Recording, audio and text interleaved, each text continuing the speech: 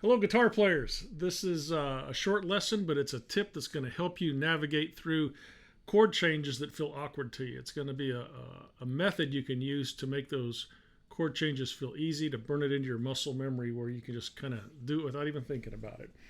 And this will work whether you're a beginner going from a C chord to a D chord and having trouble making that transition nice and quick, or if you're a jazz guitarist that has some more complicated chords and you want those to feel just be able to interchange between those real easily, I'm going to show you how to do it.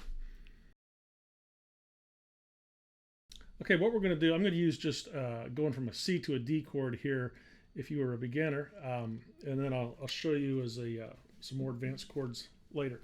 But you make the C chord, right? And then you're changing to a D, and you're like, oh, wait a minute, my finger goes there, and then that one goes there, and this one goes here, and it takes you a few seconds to get back and forth between the two of them. So this is what you do. I want you to lay your fingers real gently on the strings. You're not pressing down. It's like if you pluck the string, it would just sound like that because you're just laying your hand very gently, very relaxed where the chord would be.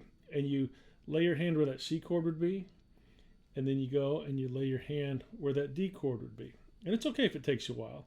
It's okay if you have to do one finger at a time and figure out and remember which one goes where. You just go back and forth, very relaxed with your fingers, very gentle on the strings.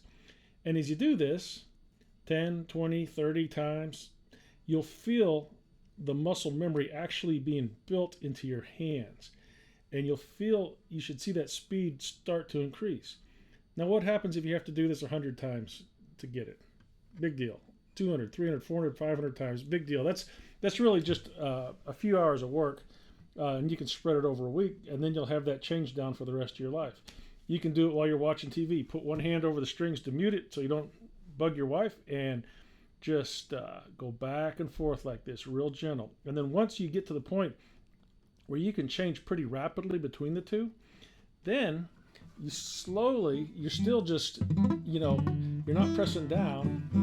And what you do then is slowly, as you're changing back and forth, you increase your downward pressure slowly until all the notes ring out. And this has an added feature that it teaches you don't have to press down as hard as you think you do to get these chords to ring out. So you've built the muscle memory and you've trained your hand to not press down more than you have to. When you press down more than you have to, you're fighting against yourself. It makes it harder to play fast, and it tends to wear out your hand more.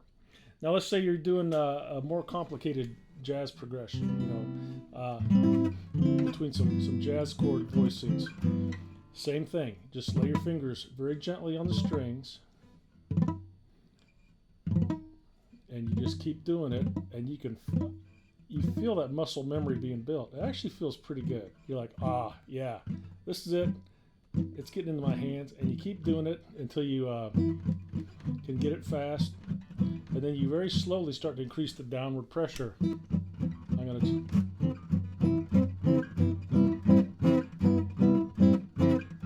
Okay, I don't have to press down that hard at all.